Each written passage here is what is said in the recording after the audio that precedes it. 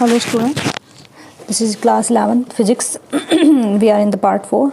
So we are on question number 20. In this question is left due to some reasons beta. So now we have to explain it. Clear?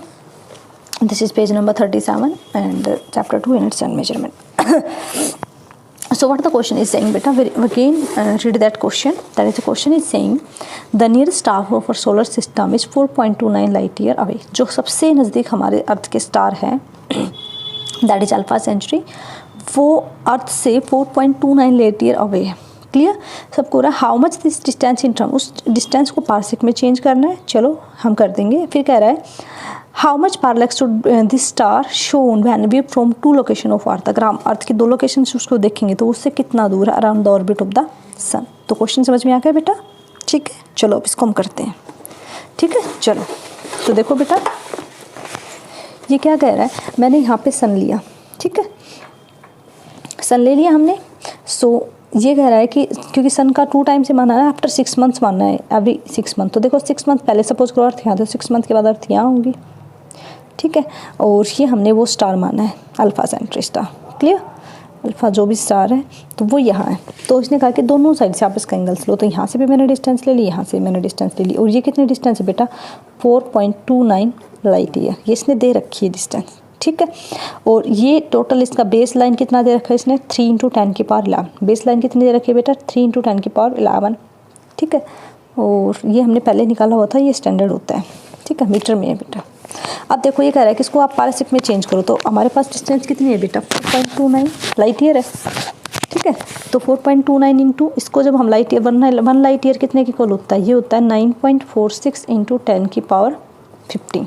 Clear, तो हमने इसको इससे multiply करा. अब 1 parsec कितने metre की equal होता है, ये होता है बेटा 3.1 × 10 की पावर 16. तो अगर आप इसको मीटर में चेंज करोगे तो 1 मीटर की जगह हमें पार्सेक लिखना है, तो क्या कर देंगे, इसको इधर ले आएंगे. तो 1 पार्सेक अपॉन 3.1 10 की पावर 16. तो यहाँ पे हम क्या रख देंगे, इसको रख देंगे. तो क्या हो जाएगा 4.29 × 9.46 × 10 की पावर 15 और 3.1 × 10 की पावर 16 पार्सेक. ठीक है, after using calculator we have to solve it. After solution we will get distance that is R is equal to 1.323 parsec. तो हमने इसको पार्सेक में कन्वर्ट कर दिया. लेंथ हमें कितना दिया हुआ बेटा, एल हमें दिया हुआ 3 × 10 की power 11. You can see in the diagram also. ये देखो दे रखा है ना, और ये हमारी क्या है आर है. तो ये डबल हो गई ना. ठीक है, और हमें क्या फाइंड आउट करना है, थीटा फाइंड आउट. थीटा का फॉर्मूला क्या होता है बेटा L/R, लेकिन ये तो रेडियन के लिए है ना, तो इसको हम कन्वर्ट कर लेंगे वो तो बाद में. तो बेटा ये क्योंकि लेंथ जो हमें दे रखी है वो 2 एंगस्ट्रॉम मतलब डबल करके दे रखी है, तो उसको एस्ट्रोनॉमिकल यूनिट में चेंज करेंगे तो 2AU/R हो जाएगा. ठीक है, तो हमने वैल्यूज़ पुट करी. ये AU हमारे पास कितना था बेटा, L हमारे पास दिया हुआ है 1.496 × 10 की पावर 11. ठीक है बेटा, और क्योंकि लाइट ईयर है ना, ठीक है, लाइट ईयर की वैल्यू दे रखी है वो बेटा, ये बेटा एक्चुअली बेटा लाइट ईयर आएगा यहाँ पे. लाइट ईयर क्योंकि 2 लाइट ईयर दिए हुए ना, एक ये वाला और एक ये वाला. ठीक है, तो इसको हमने इससे मल्टीप्लाई कर दिया. ठीक है, ओके. फिर हमने क्या किया, इसको इससे डिवाइड किया 4.29. ये AU ही रहेगा. ये मैं क्या कर रही हूँ, AU ही है. 4.29 × 9.46 ये जो हमारी लेंथ थी हमने लिख दी सारी. पूरे को सोल्व किया. सोल्व करने के बाद आपका रेडियन में तो बेटा ये आ जाएगा. ठीक है, रेडियन में आपका ये आएगा.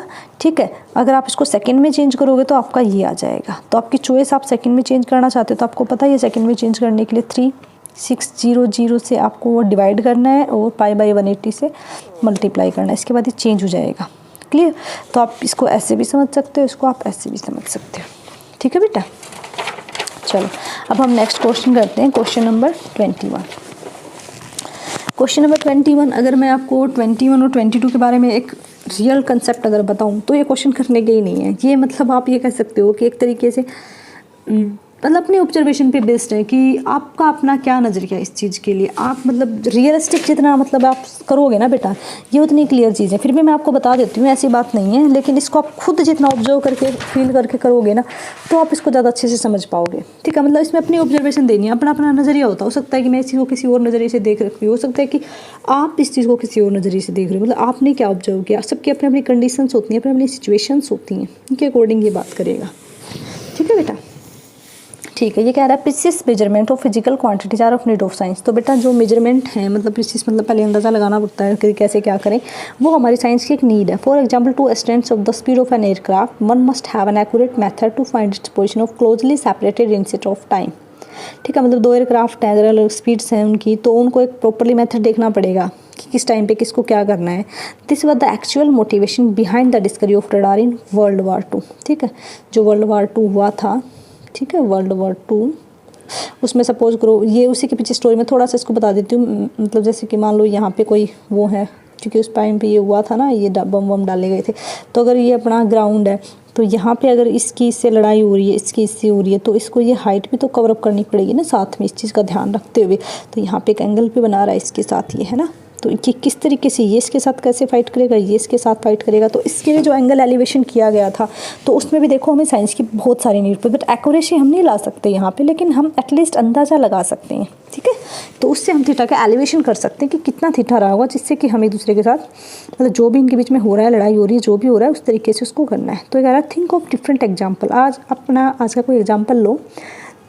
Precise measurement of length, time and mass are needed. Also wherever you gave ऐसे quantitative idea, आप अपने अकॉर्डिंग भी इसको मतलब जो हम ये थीसिस वगैरह लिखते हैं बेटा, जब हम पीएचडी करते हैं उस टाइम पे ये कंसेप्ट बहुत सारा यूज होता है।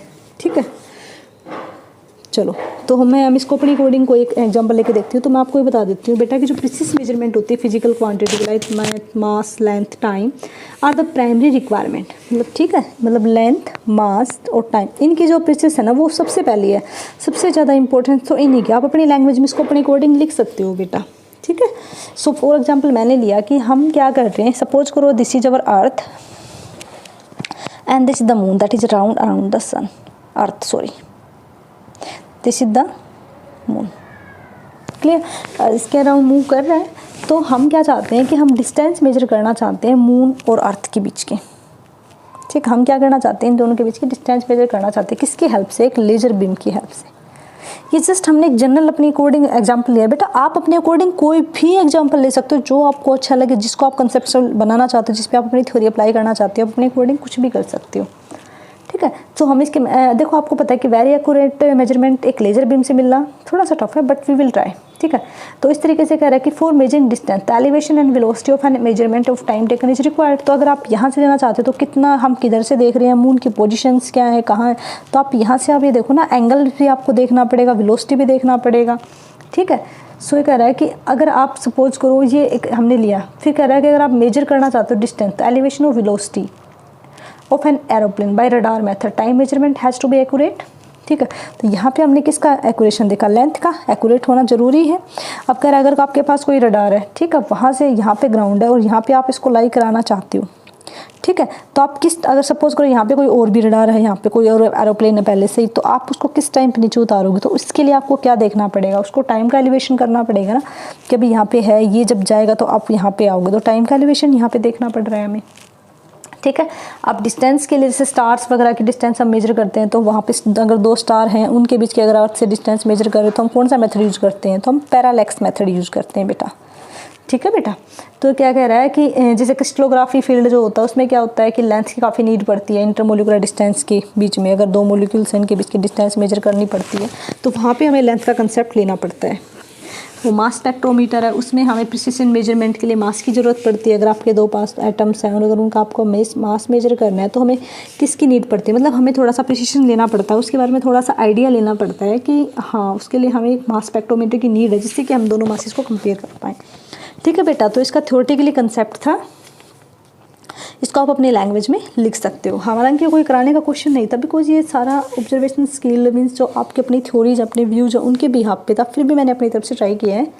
ठीक है, चलो अब क्वेश्चन नंबर 22 भी कुछ ऐसा ही है, खुद के ऑब्जर्वेशन स्किल्स है सबका अपना। इसमें बेटा आप अपने अकॉर्डिंग कोई भी आंसर्स निकाल सकते हो, इनमें आपके ऊपर ऐसी कोई बाउंडेशन नहीं है कि आपको यही करना है यही नहीं करना है। ठीक है, तो 22 भी कुछ ऐसा ही है। देखो 22 क्वेश्चन क्या कह रहा है, ये क्वेश्चन कह रहा है you just as a precise measurement are necessary in science. सबको पता है कि मास लेंथ टाइम का प्रिसिस मेजरमेंट जरूरी होता है। It is equally important to able to make rough estimate of quantities. हम थोड़ा सा रफ एस्टिमेट लगा लेते हैं। ठीक है, think of ways of by which you can estimate the following. तो आपको यहाँ पे भी कुछ ऐसा एस्टिमेशन लगाना है, जैसे कि ये फर्स्ट कंडीशन क्या था, the total mass of rain bearing cloud over India during the monsoon, ठीक है, जो हमारे यहाँ पे बारिश आती है इंडिया में, तो उसका आपको क्या निकालना है, टोटल मास का थोड़ा सा एस्टिमेट आइडिया लगाना है। रेन वाटर का, जो बारिश होती है रेन वाटर होता है, ठीक है, रेन वाटर के आपको उसके मास का आइडिया लगाना है, एस्टिमेट लेना है, ऐसा कोई कंपल्सेशन नहीं कि आप कितना। तो सपोज करो हम मान लेते हैं, सपोज लेट कि जो हमारे यहाँ पे जो बारिश हो रही है, सपोज करो 100 सेंटीमीटर रेनफॉल हुआ, हमने माना है। आप 200 मान सकते हो, 300 मान सकते हो, 100 मान सकते हो, 90 मान सकते हो, आपकी अपनी चॉइस है, ठीक है। हमने 100 सेंटीमीटर माना, अगर इसको मीटर के फॉर्म में लिखेंगे तो 1 मीटर रेनफॉल हुआ। तो यानी कि ये रेनफॉल का मतलब ये होता है ना कि ग्राउंड से उसकी कितनी हाइट है। तो अच्छा यहाँ पे कितना हो गया अपना 1 मीटर, और यू कैन से 100 सेंटीमीटर, ठीक है। हमारे जो एरिया का, कंट्री का एरिया ऑफ कंट्री हमने एस्टिमेट माना है, आई एम नॉट श्योर 100% इतना एरिया होता है इंडिया का, ठीक है। 3.3 मिलियन स्क्वायर किलोमीटर, ठीक है। तो मिलियन को अगर उसमें चेंज करेंगे तो कितना 10⁶ से मल्टीप्लाई करेंगे, और इसको अगर आप चेंज करो किलोमीटर को तो ये 10�3 मीटर में चेंज हो गया, ठीक है। तो इसका स्क्वायर, ठीक है। इसको जब आप सोल्व करोगे तो मैं कैलकुलेटर से हेल्प कर लेना, 3 2 6 और 6 12, 10⁻12 हो जाएगा। तो ये सारा हमारा मीटर स्क्वायर में चेंज हो चुका है। अब वॉल्यूम ऑफ रेन वाटर हम क्या निकालेंगे, वॉल्यूम ऑफ रेन वाटर, ठीक है, वॉल्यूम निकाल लेंगे। तो वॉल्यूम का फॉर्मूला क्या होता है, length into breadth into height. तो आप ये भी कह सकते हो एरिया इंटू हाइट, ठीक है। एरिया हमारे पास कितना, हम सिर्फ अप्रोक्सीमेशन ले रहे हैं बेटा, 3.3 इंटू 10⁻12 इंटू में 1, ठीक है। तो कितना हो जाएगा 3.3 इंटू 10⁻12, और ये 1 तो 1 ही रहेगा, तो ये मीटर क्यूब आ गया, ठीक है। ये आपकी क्या आ गई, वॉल्यूम आ गई। ये क्या आया था, आपका एरिया आया था, और ये आपकी क्या थी बेटा, हाइट थी, ठीक है। अब हमें निकालना है मास। तो हमें पता है वाटर की डेंसिटी क्या होती है, वाटर की डेंसिटी होती है बेटा 10⁻3 किलोमीटर पर metre cube, kilogram per metre cube. Because रो का फॉर्मूला क्या होता है भाई, m/v, तो किलोग्राम पर मीटर क्यूब। अब हमें यहाँ से निकालना क्या है, मास। तो मास निकाल लेंगे तो रो को v से मल्टीप्लाई कर देंगे, तो m निकाल लेंगे रो इंटू v। रो v हमारे पास आ चुके हैं। रो कितना है 10⁻3 और v की वैल्यू कितनी है 3.3 इंटू 10⁻12। तो ये कितना हो जाएगा बेटा 3.3 इंटू 10⁻15, ठीक है, किलोग्राम, ठीक है। तो ये अप्रोक्सीमेट हमने इसका रेन का। तो total mass of the rain bearing cloud over India is this, approximation निकाला हमने, ठीक है बेटा। चलो अब इसका बी पार्ट करते हैं। बी पार्ट क्या कह रहा है बेटा कि the mass of an elephant, एक एलिफेंट का मास निकालो, इसमें भी आपको अप्रोक्सीमेशन यूज़ करना है। सो हमने क्या कंसिडर कर लिया बेटा, हमने मास निकालना है। हमने क्या निकालना है, मास ऑफ एलिफेंट। क्या निकालना है, मास ऑफ एलिफेंट, ठीक है बेटा। मास ऑफ एलिफेंट निकालना है। तो हमने क्या कंसिडर कर लिया, हमने एक बोट ले ली, ऐसा कुछ मान लेते हैं, ठीक है। यहाँ पे बहुत सारा पानी है, बोट के अंदर हमने हाथी बना दिया।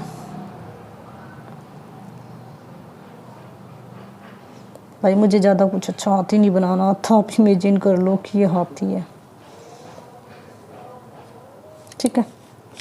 मेरे को तो हाथी भी नहीं लग रहा है, कुछ और ही लग रहा है सीरियसली, मैं आपको बताऊं तो, ठीक है। चलो हमने एलिफेंट कंसिडर कर लिया है। सो हमने एक बोट ली जिसका बेस एरिया कितना है बेटा ए, ठीक है। और measure the depth of the boat in water, पानी के अंदर वो कितना है, वो x है सपोज करो बोट, ओके, ठीक है। So let it be x1, depth of the boat हमने x1 मान लिया, ठीक है। So volume of the water displace by the boat, तो कितना पानी वो डिस्प्लेस कर रहा है, ठीक है। तो वॉल्यूम आपको पता है ये एरिया इंटू हाइट या लेंथ, कुछ भी आप मानोगे। तो यहाँ पे एरिया है और ये x1 इसका, तो क्या हो जाएगा ax1। यहाँ पे हमने फर्स्ट वॉल्यूम निकाल लिया है। फर्स्ट वॉल्यूम को हमने क्या कंसिडर कर रहे हैं बेटा, हम इसको कंसिडर कर रहे हैं v1। ये आपकी कौन सी वॉल्यूम बेटा, volume of water displace bye boat. v1 क्या है बेटा, volume of water displaced by boat, ठीक है। अब हम निकालेंगे v2। v2 यहाँ पे क्या है बेटा, v2 आपके पास है volume of water displaced by, एक बार हमने पहले खाली ले लिया, आपके बार उसमें हमने हाथी बिठा दिया है, ठीक है। तो volume of water displaced by water plus elephant, दोनों ने कितना डिस्प्लेसमेंट किया। क्लियर। तो जब हम इसको, अब ये बताओ, जब इसके अंदर हाथी भी बैठा हुआ है, हाथी भी इसके अंदर बैठा हुआ है, एलिफेंट और ये बोट है और ये पानी है, तो दोनों जब करेंगे तो कुछ समथिंग अलग होगा, तो अब इसकी डेप्थ में अलग चेंज आएगा, तो वो डेप्थ हमने x2 मान ली। ठीक है, एरिया तो सेम रहेगा, बोट तो उतनी ही है। क्लियर। तो ये वॉल्यूम कितना हो जाएगा, AX2। ठीक है। चलो, तो अब बताओ मुझे जो volume of water displace bye elephant, तो अगर सिंपल आपको सिर्फ एलिफेंट की निकालनी हो तो इनमें से इसको माइनस कर दो, टोटल कितना है। देखो H2 प्लस एलिफेंट कितना है टोटल, ये X2 है, इसमें से अगर मैं वाटर को माइनस कर दूँ तो कितना आ जाएगा, एलिफेंट बचेगा ना सिर्फ। ठीक है। सो अब आपको निकालना है volume of water displaced by elephant. ठीक है, वो हमने V मान लिया, तो V क्या हो जाएगा बेटा, ये हो जाएगा V2 minus V1 is equal to AX2 minus AX1। अगर हम A को कॉमन लेंगे तो X2 माइनस X1। ठीक है। चलो, तो अब इसके बाद देखो क्या कह रहा है, ये कह रहा है कि हमें निकालना क्या है बेटा, हमें बेसिकली निकालना है मास। ठीक है। अब मास के लिए तो हमें पता ही है formula, rho is equal to m by V. तो मास निकालना है तो m क्या हो जाएगा, v इंटू तो रो। तो v तो हमारे पास आ चुका है। अब हमारे पास रो, क्योंकि हमें तो स्टैंडर्ड निकालना है, हमें इसमें कोई मतलब थ्योरेटिकली कंसेप्ट निकालना था, कोई हमें इसमें न्यूमेरिकली कंसेप्ट निकालना है। तो मास क्या हो जाएगा आपका, v into rho and m, this is the mass of the elephant. ठीक है। अब यहाँ पे देखो v की वैल्यू यहाँ से मैं पुट कर दूँ, पुट इट हियर। तो यहाँ पे v की वैल्यू पुट करेंगे तो क्या हो जाएगा, AX2 माइनस X1 इंटू में, तो ये किसका मास आ गया बेटा, ये आपका एलिफेंट का मास आ गया। ठीक है। चलो, अब इसका हम सी पार्ट करते हैं। वैसे तुम लोग भी सोच रहे हो कैसे क्वेश्चंस हैं भाई, यही सिर्फ यही सी यूनिट में है, बाकी सारी यूनिट में बड़े अच्छे क्वेश्चन हैं जिसको रियल में बहुत सारा मजा आने वाला है। ठीक है, ऐसा कोई कंसेप्ट नहीं है उसमें थ्योरेटिकली। चलो, तब थर्ड पार्ट देखते हैं बेटा क्या कह रहा है, the wind speed during a storm, means कि एक स्टॉर्म जब तूफान आता है तो उस टाइम जो हवा की स्पीड होती है हमें उसको मेजर करना है, तो अप्रोक्सीमेशन लेके चलेंगे हम। ठीक है। सो हमने क्या कंसिडर कर लिया कि the wind speed during a storm, तो हमने इसके लिए एक गैस फिल्ड बलून लिया। ठीक है, हमने क्या लिया, एक बलून। ठीक है, हमने क्या ले लिया, एक बलून लिया, उसके अंदर गैस क्या है, फिल्ड है, गैस भरी हुई है इसके अंदर। सो हमने क्या कंसिडर कर लिया कि हमने एक सिंपली पोजीशन ली, ओ इज द नोर, हमने सिंपली एक डायग्राम बनाना जिसके हेल्प से आप इसको अच्छे से कर पाओगे। तो मैंने कोई पॉइंट कंसिडर करा ए, एक मैंने पॉइंट कंसिडर करा बी, आप सिर्फ देखते रहो, लेट मी एक्सप्लेन। ठीक है। फिर मैंने कंसिडर यहाँ पे पॉइंट करा ओ, जहाँ से मैं इसको ऑब्जर्व करूँगी, ये मैंने इसके सेंटर्स को आपस में मिला दिया। ठीक है, ओके। ये this is the angle between this and this is the distance between them, that is D. ये इन दोनों के बीच की क्या है बेटा, डिस्टेंस है, they are the central point. ठीक है। सो यहाँ पे ओ ए क्या है बेटा, O A is the normal position. Clear. O A, ये बेटा ओ ए, तो ओ ए यहाँ पे क्या है बेटा, this is the normal position. तो ये क्या है आपका normal. Clear. Position of gas, of gas filled balloon, जो गैस फिल्ड बलून है उसकी ये नॉर्मल पोजीशन है। ठीक है बेटा। So when there is no wind, जब कोई विंड नहीं थी ना, कोई हवा नहीं थी, तो उस टाइम इनकी पोजीशन ये थी। समझ गए आप। अब क्या कह रहा है, the wind blow to the right, और जो देखो बेटा जो विंड की डायरेक्शन है ना वो ऐसे है। ठीक है, डायरेक्शन ऑफ विंड मतलब हवा इधर से इधर जा रही है, राइट की तरफ मूव कर रही है। क्लियर। तो द बलून, अब बताओ अगर हवा ऐसे जा रही है तो पहले ये बलून यहाँ था, अब जैसे ये पेन है यहाँ था, जैसे बलून है, अब अगर हवा आएगी तो देखो हो गया ना शिफ्ट। तो पहले ये बलून यहाँ था, जब हवा आई तो वो यहाँ शिफ्ट हो गया, एक डी डिस्टेंस ने कवर कर ली। पहले बलून कहाँ था, यहाँ था, तो ये इसकी क्या हो गई इनिशियल पोजीशन और ये इसकी क्या हो गई फाइनल पोजीशन। ठीक है, पहले बलून यहाँ था फिर बलून यहाँ चला गया। ठीक है, तो जब ये यहाँ से यहाँ शिफ्ट हुआ तो जहाँ से हम ऑब्जर्व कर रहे हैं तो ऑब्जर्वर पॉइंट तो वही है। ठीक है, तो उसने क्या किया, थीटा एंगल कवर करा। ओके, तो एंगल ऑफ ड्रिफ्टिंग कितना हो जाएगा, angle A O B, that is theta. ठीक है। If h is the height of the balloon, तो हम ये कंसिडर कर लेते हैं जो ये बलून की हाइट है ये हमने h मान ली, ठीक है। h क्या है? Height of the balloon. तो आप ये बताओ ये जो है कितना हो जाएगा, तो यहाँ से AO is equal to h हो जाएगा, और AB कितना है बेटा? AB आपके पास है D, that is the distance between, ठीक है। सो अगर आपको यहाँ से AB की वैल्यू निकालनी है तो AB क्या हो जाएगा, अगर मैं इसको इससे मल्टीप्लाई करता हूँ तो h थीटा हो जाएगा। So AB is equal to D is equal to h theta. ये आपको पता ही है बेटा, हम इसको इजीली निकाल सकते हैं। तो this the distance travel by the balloon in 1 second, it must be the wind speed. तो आप यहाँ से निकाल सकते हो, ये क्या हो जाएगी, वो डिस्टेंस है जो एक बलून यहाँ से लेकर यहाँ तक ट्रैवल करेगा, ठीक है बेटा। चलो अब देखो बेटा इसका नेक्स्ट पार्ट क्या कहता है बेटा? नेक्स्ट पार्ट कहता है number of strands of hairs on your head, ठीक है। हमें क्या निकालने, नंबर ऑफ स्ट्रैंड्स निकालने हैं of hairs in your head. चलो फिर निकालते हैं बेटा इसको भी, यही अपना थ्योरेटिकली कंसेप्चुअल रहेगा, इसके पीछे भी हमें अपने अकॉर्डिंग कंसेप्ट मानते हैं। चलो तो हम क्या करते हैं कि we measure the area of the head that carries the hair, मतलब हमें ये मानना है कि मान लो इतना हमारा सिर है जिसके अंदर बाल हैं, हेयर्स हैं, सो लेट इट बी ए। जो हमने हेड का एरिया माना है ना वो हमने ए मान लिया, ये सी पार्ट है बेटा आपका 2.22 का, ठीक है। ये हमने हेड का एरिया कवर करा और इसके अंदर मतलब हेयर्स हैं। तो आपको पता है कि हेयर्स ऐसे कुछ होते हैं, तो इस तरीके का जो इसको हम स्क्रू गेज से मेजर करते हैं बेटा, किससे मेजर करते हैं, इस तरह का मटेरियल को स्क्रू गेज से उसका डायमीटर मेजर करते हैं ठीक है। तो हमने एक हेयर लिया, ये मान लो हमने एक हेयर कंसीडर कर लिया, ठीक है, ओके। इस हेयर की थिकनेस हमने मानी डी क्या है बेटा, इसकी थिकनेस कंसीडर कर ली।